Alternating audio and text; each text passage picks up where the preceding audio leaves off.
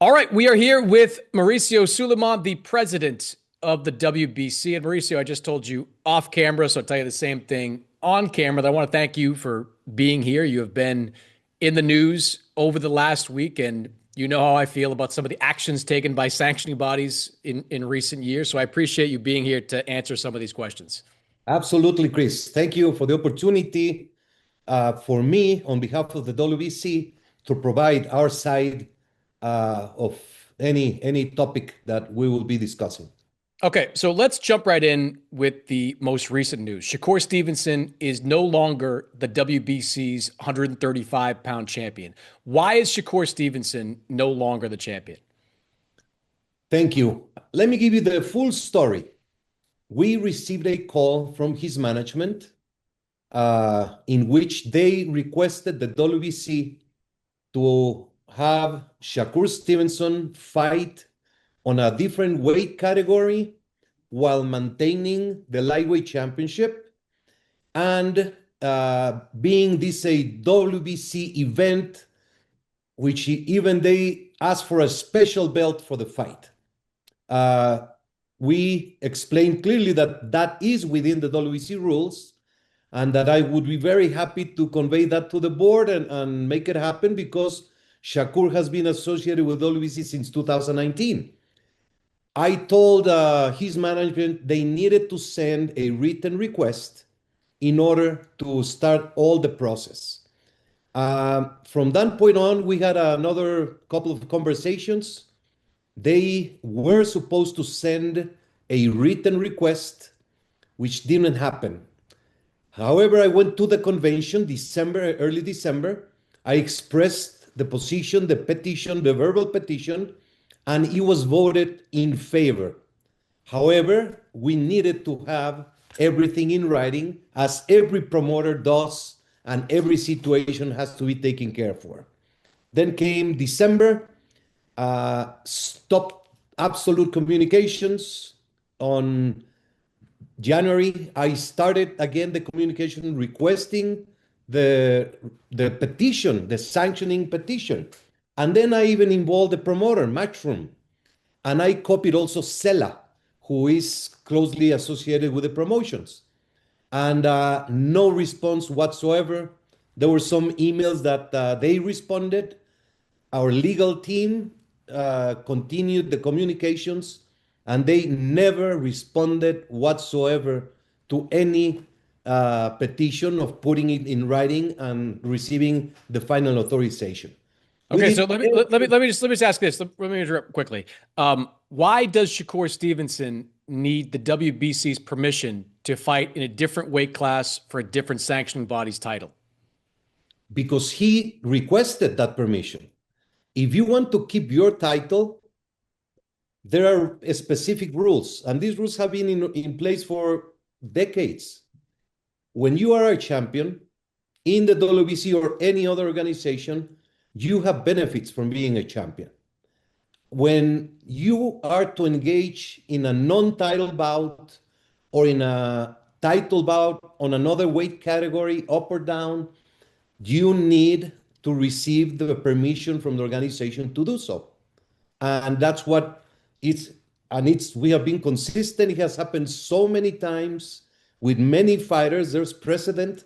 In fact, Benavides is fighting in May as WBC light heavyweight champion, and he's fighting in cruiserweight for another organization. He made the petition in written, and it's the exact same case that is the way it's done by the WBC rules. So you stripped Shakur not because he holds. We did not strip Shakur.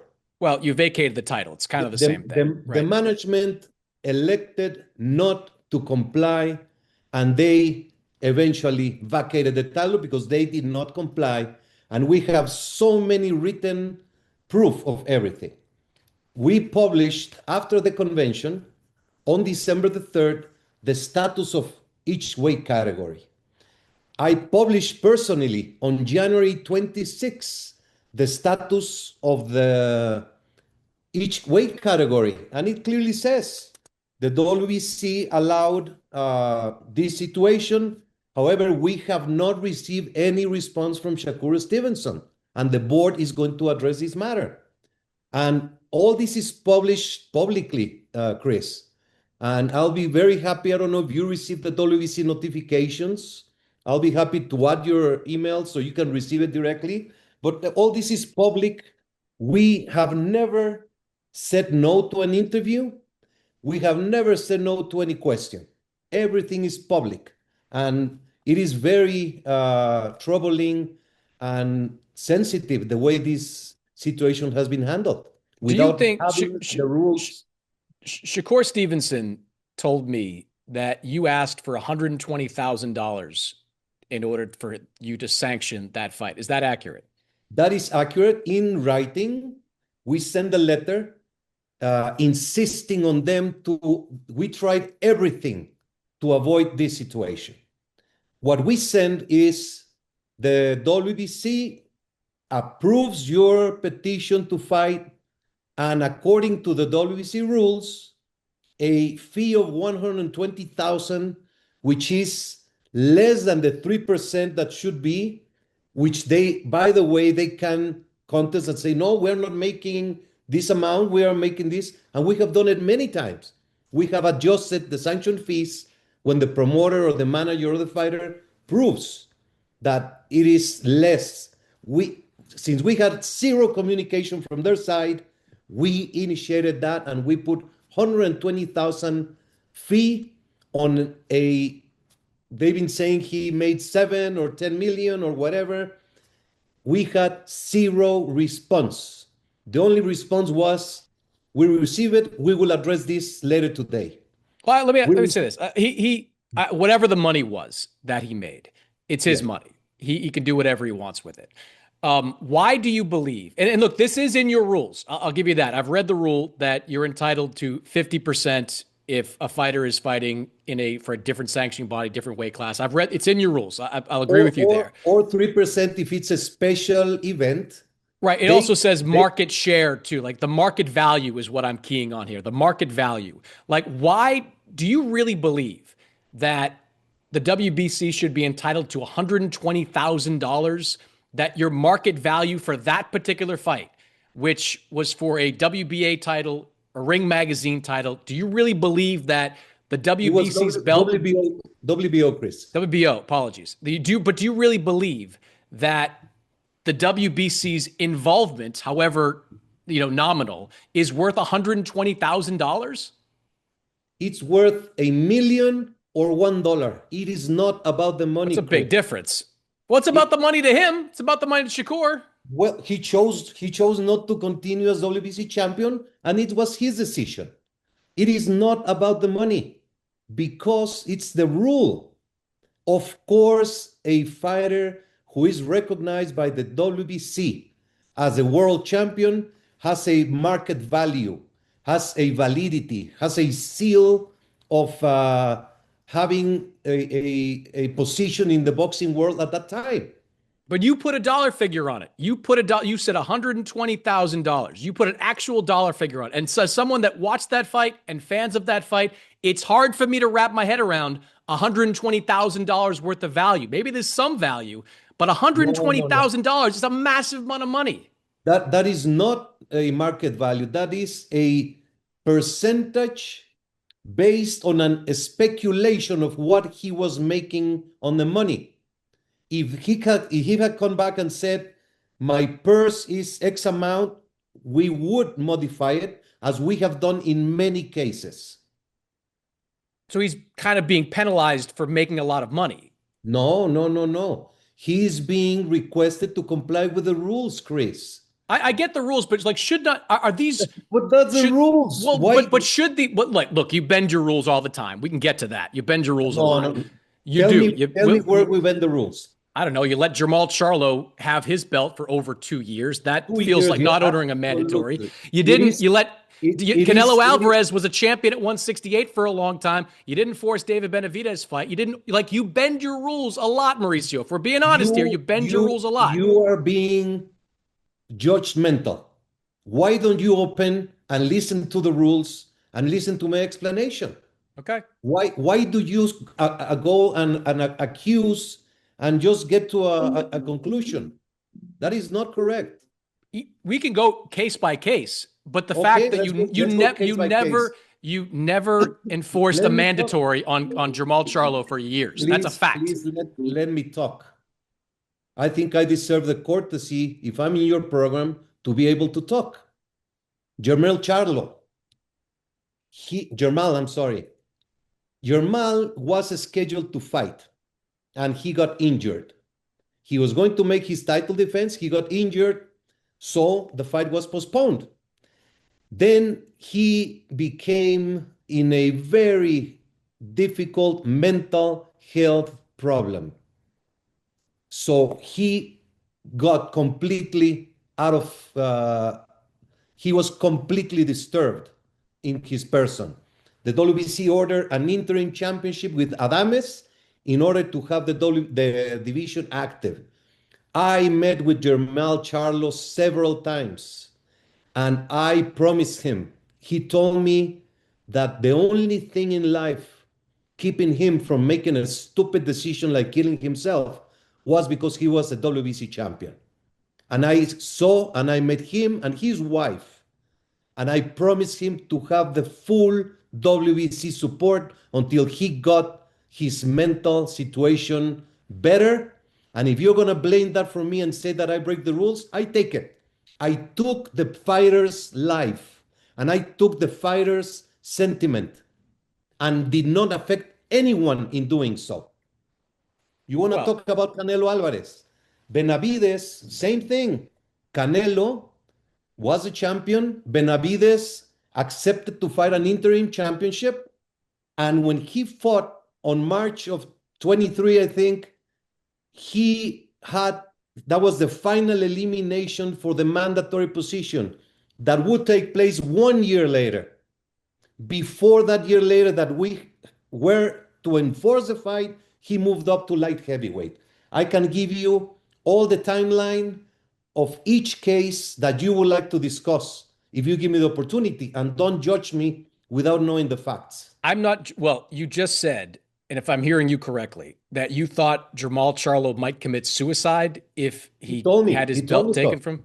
Okay. I mean, that's serious stuff. I know he was dealing with some stuff. That's certainly some serious stuff. So it's very clear. It was public. He had huge problems in his personal life. Yes, I covered it. We opted to support him. If you're going to crucify us for that, so be it. I'll take it.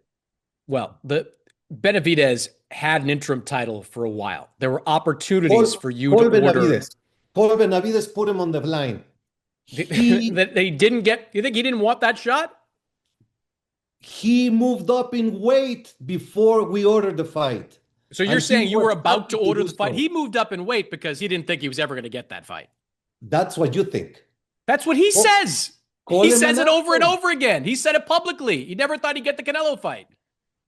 He never thought that Canelo would fight him, maybe.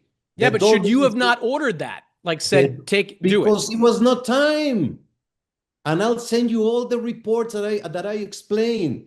When we were supposed to order in March 2024 or 2024, he moved up in weight, Chris. Well, this raises the subject, Mauricio, and I was going to get to this. This raised the subject of the interim championship. Now, interim, I'd like to know, what is your criteria for creating an interim championship? The original criteria is when a fighter is not available to defend his championship for medical, legal, or other circumstances that are proven, you order an interim championship. Okay, let me just, I'll give you a second. I just wanted to follow up on that.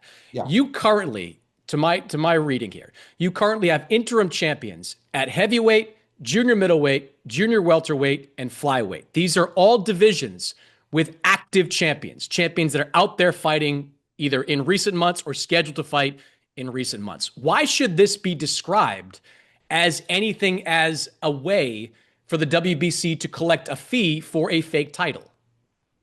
Okay. You opt to say and to go through the money again. And you have a very big problem with money because it is not about money. The WBC has taken a stance to try the best for the industry, for the promoters, and for the fighters. I'm not going to talk about the heavyweight division. We took a stance in order to make our best possible effort to land at a undisputed heavyweight championship fight. That goes back to Wilder. Sorry. We had the Usyk, who was the champion after beating Joshua, and we had Fury as the WBC champion. We took one complete year without Fury defending his title, waiting as we proposed that we wanted the undisputed. So he fought, and we sanctioned the undisputed fight, including a rematch. That was the WBC ruling. So Usyk defeated Fury, and they had the rematch. The next fight wanted by the public, by the whole world, was again to take the undisputed because he had lost the IBF title. So the WBC created and ordered the interim title for Ajit Caballel, who had been winning consistently. If you recall, the past 2 years, there was many heavyweight fights. All the fighters moved on in their losing and winning. Caballel was the one active. So the WBC approved an interim title for the heavyweight division to continue active in the WBC while supporting completely the undisputed champion. If we were about money, as you always mention, and fees, look how long Fury took to defend. Look how long Usyk now, since his last fight, we're giving him a voluntary defense. He can select the best fight for him and the industry, and then he will fight the interim champion Caballel. So I can give you an explanation of every single interim Hold championship. on. All right, then, okay. Ajit Caballel just fought in January. Alexander Usyk right now does not have a fight scheduled. Why is Caballel not being ordered to fight Usyk right now? The ruling at the convention, Usyk requested a voluntary title defense, which was granted, and Caballel had the title defense. He can do another fight if he likes, or just wait until Usyk fights, and then we order the mandatory fight. But that would be almost 2 years after Caballel originally won this title. Usyk is probably not going to fight until the summer of this year. So then Caballel is going to have to wait 2 years to fight for his heavyweight title? He's very happy fighting for the interim and making a lot of money. I don't think that's true. I don't think that's true. I don't think he's very happy fighting for the interim. But does anybody, look, logically, is anybody happy fighting for interim titles? All of them. Otherwise, they would not fight for the interim because title. they think it's a step to the next one. They think they're getting ordered to fight for a full title. Why does it have to be on your times? I'm giving you a whole lot of time, like a year, 2 years. No, he fought, he defended, he just defended and became a hero in a great event. Germany. Great event. Loved it. Huge event. He had not been in he had his home welcome in Germany. Now he can fight in a stadium. It's good for him, good for German boxer, good for the division. So you're getting. But he's fighting. If you ask Caballel, and I think they asked him after the fight who he wanted next, he wants to fight Usyk next. Usyk already had another fight. He had the Danny Dubois fight in 2025. He had one fight that year that was not a WBC ordered fight. Why does he get another one? Why does he get another voluntary when he has no opponent? He just fought Fury Dubois. That was 2 years ago. Fury Dubois. If you were consistent with our side of making money and sanction fees, we would be ordering all these fights all the time. We are with the promoters, with the industry, with the networks, with the fighters. We work with them on times. I mean, you can see there are fighters that fight once or twice a year, and that's it. Yes, but shouldn't your job 4 times a year? Shouldn't your job be just to objectively keep the title in play? Like, if a guy like Usyk wants to take a year off, shouldn't he Shouldn't be your named your jockey, champion in shouldn't your recess? jockey just to tell the things, investigate the facts, and then make a you trash me horribly without even me asking, without asking me anything about what we're talking. I don't tell you how to do your job. My job is to be the president of the WBC, which involves many, many, many things that you cannot imagine, which involves our social responsibility actions. The WBC cares, the Jose Sulaiman Fund, and you can roll your eyes like saying, "Here we I'm go not again." rolling my eyes. This is not the subject, Mauricio. I understand you do a lot of good things for You come fighters. back with subject, any subject that you want to be. I can I say whatever I want to say as well. I know you can. What I'm pointing out, look, Caballel, I don't understand why he's not being ordered right now to fight for that title. But let me ask you this: Okay. you're Okay, you're you're because the champion Usyk, December 3rd, Caballel was not available because he had a fight scheduled in January, and he requested a voluntary title defense, which is very customary. He was given that opportunity, and he must fight the interim champion next. That's the ruling. Usyk must fight the interim champion next after his next fight. After his voluntary defense, yes. Okay, let me ask you about the ranking system. Do you believe that boxing rankings should be a meritocracy? Should they be awarded via merit? Absolutely, yes. May I describe how we do the rankings in the Please. WBC? We have a rankings committee composed of 36 people from around the world. They have regional, they are all over the place. So every week they send in a report of activity, what they see on their region, or they comment of whatever activity was there in the world. They send a report every week. We have a secretary who compiles all the information, and we have a chairman, Dean Lojas from California, a co-chairman, Kevin Noon from Thailand, who manage all the administration of the information. Every one time a month, every on a Sunday, the last Sunday of the month, this committee has a Zoom that lasts 5, 6 hours, where they go all the situation, divisions, information that happened during the month. They put out the draft, they do a revision, and then they send out the rankings of the WBC by month. We published on February 2nd, and it is our goal to publish the first day of the month starting this year, because in the past we were publishing on the 8th, on the 10th, or the 15th, and it was so now this year they're publishing the first day of each month. Okay.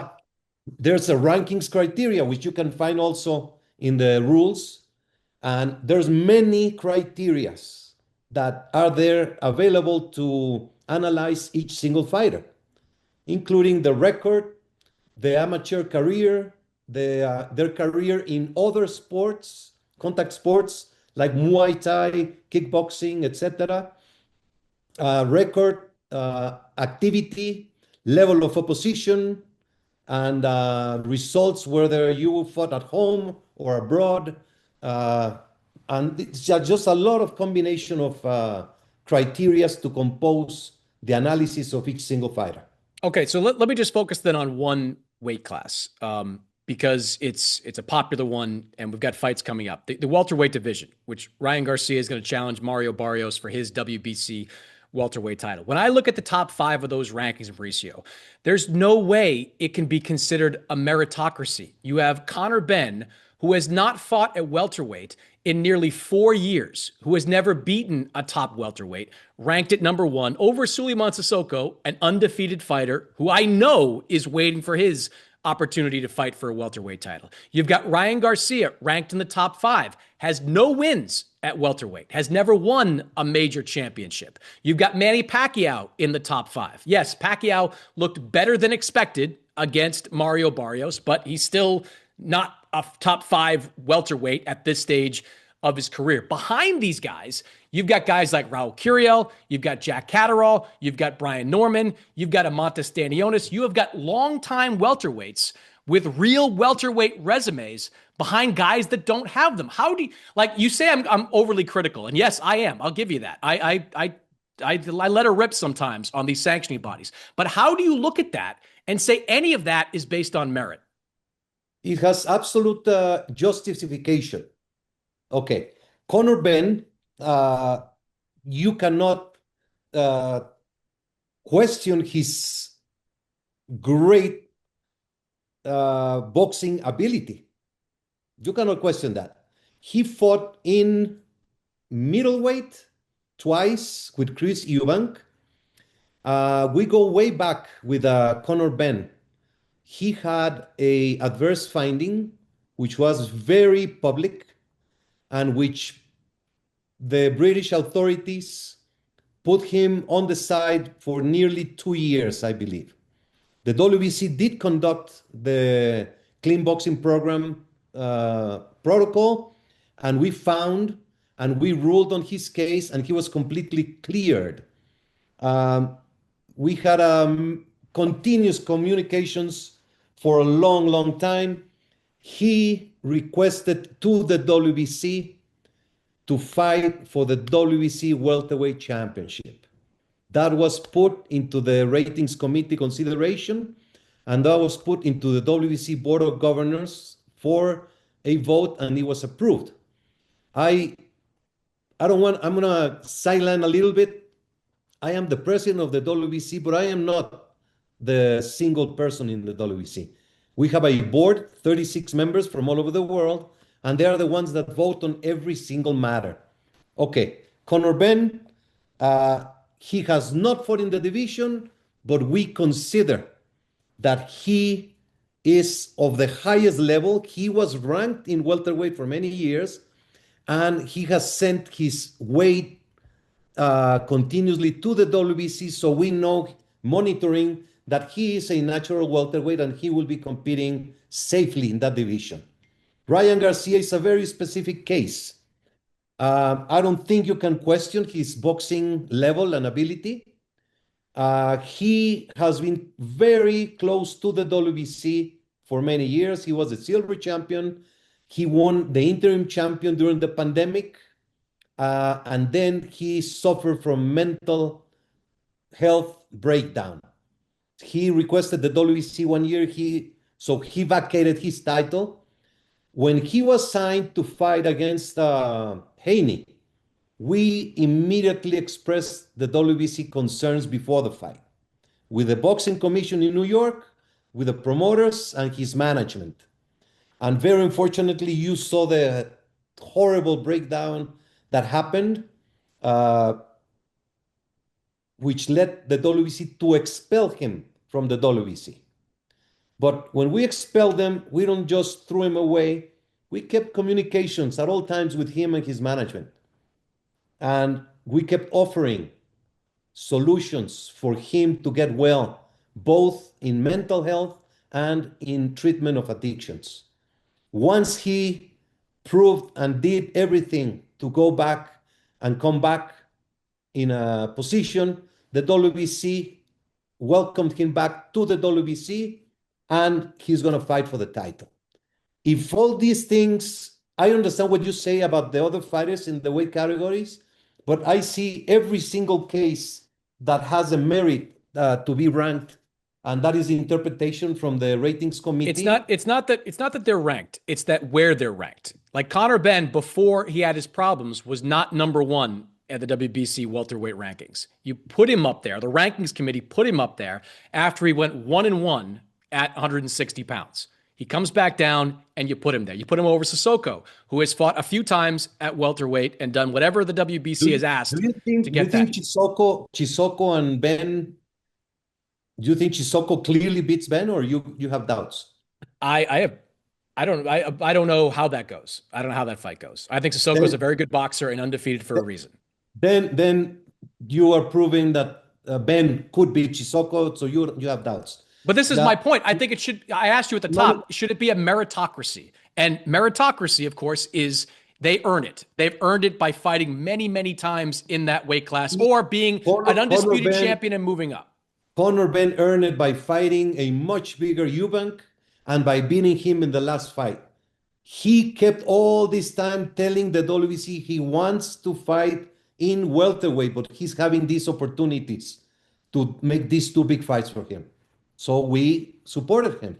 And about Pacquiao, I don't know what your reaction was last year when the WBC accepted Pacquiao to challenge Barrios. I don't know your specific.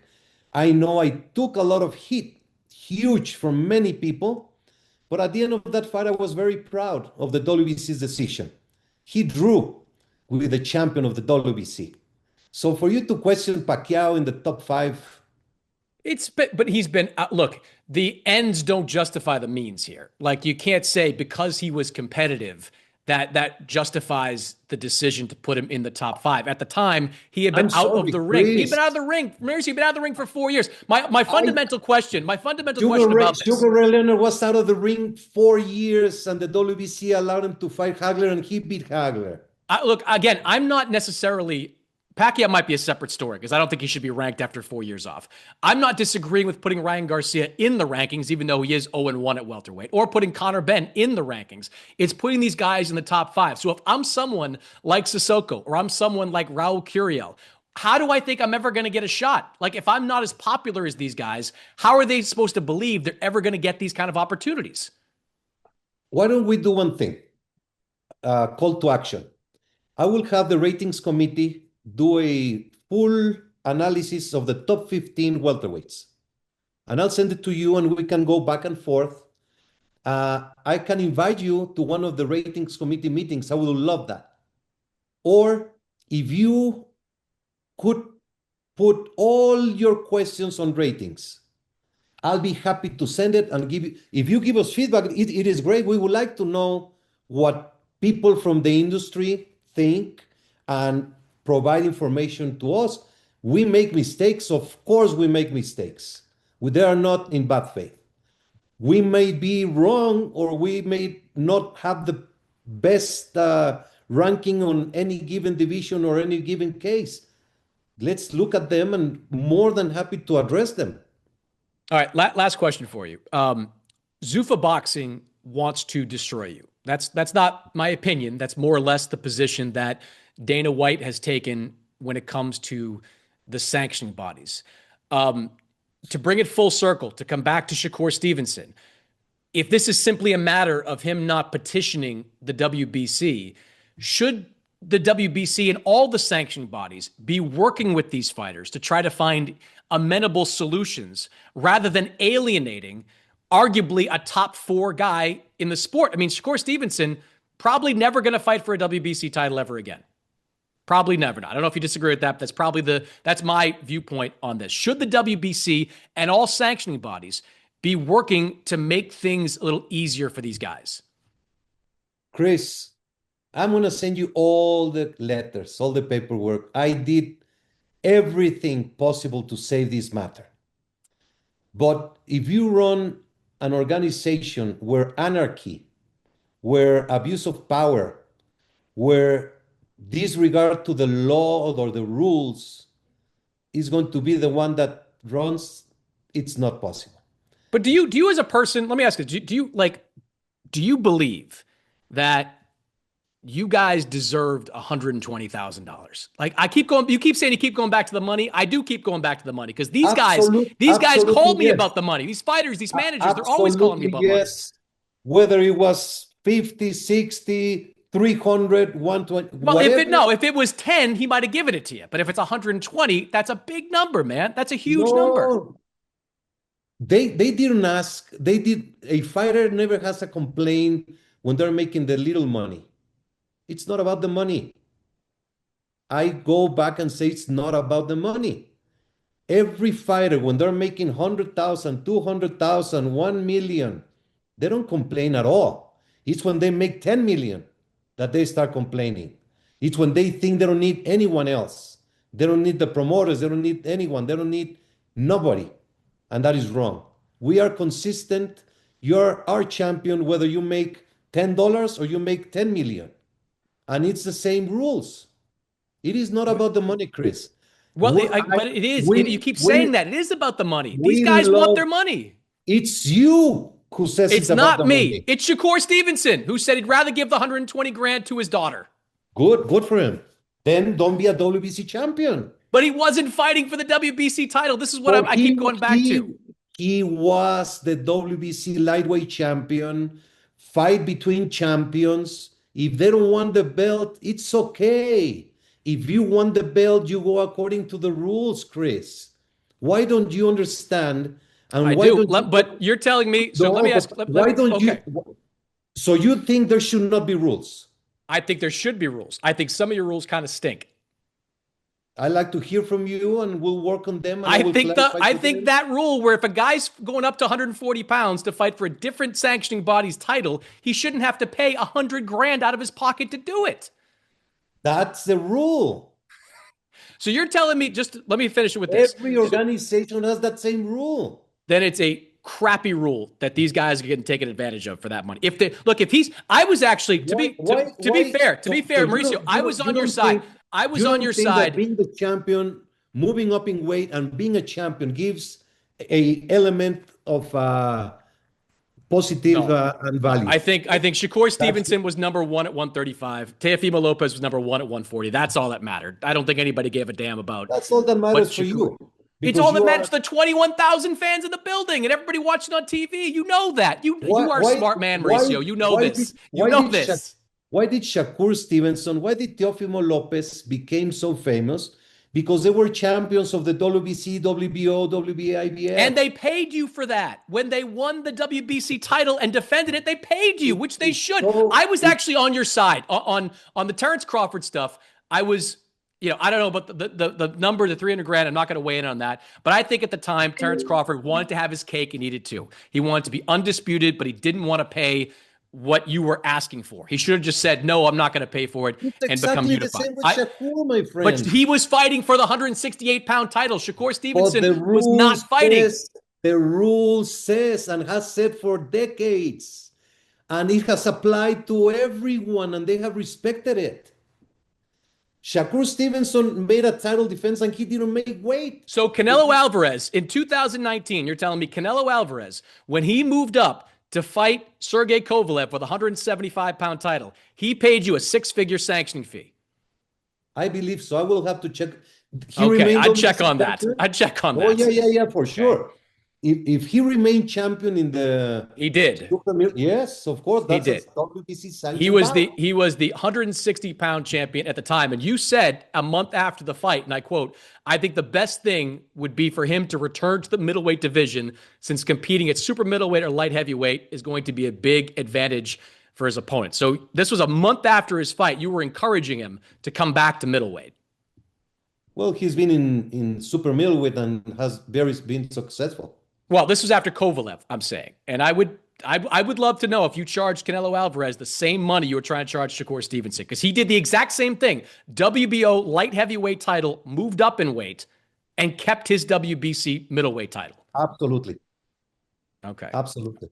Well, Mauricio, I do appreciate you doing this. We're never going to see eye to eye on a lot of these things, but I appreciate the conversation. I think it's constructive to have these kinds of discussions. And I would be happy to attend a ratings whatever you call it, ratings meeting, whatever ratings seminar sometime in the future, just to see how all that works and weigh in on it in person. You should also come to a WBC convention. You do them in the middle of no. You do them if you do them in like New York City. I'll go to it, Mauricio. I'm not going to Thailand or wherever you went last time. I'm not going over there. It's the world of boxing. I know. You would learn a lot to see how we operate. All meetings are in an open floor. When we talk about the ratings or the mandatories, any person can talk, go into the microphone and discuss and put his argument in front of everybody. But isn't that kind of crazy in and of itself? Like, shouldn't you have a ratings committee that doesn't need people to make an argument? Like, if your ratings committee isn't smart enough to know how to rank the top 10 guys. You are doing an argument for Chisoko and for others right now. So but I'm a media member. I'm just a reporter. Like I'm doing it out there. Like your ratings committee shouldn't need to hear from anybody. They should be smart enough to know how to rate these guys. No. You have the right to be heard. You have the right to come as a manager, promoter, or fighter yourself and say, look, I've been fighting and maybe you don't have me under the radar. My name is this, and then everything is looked up.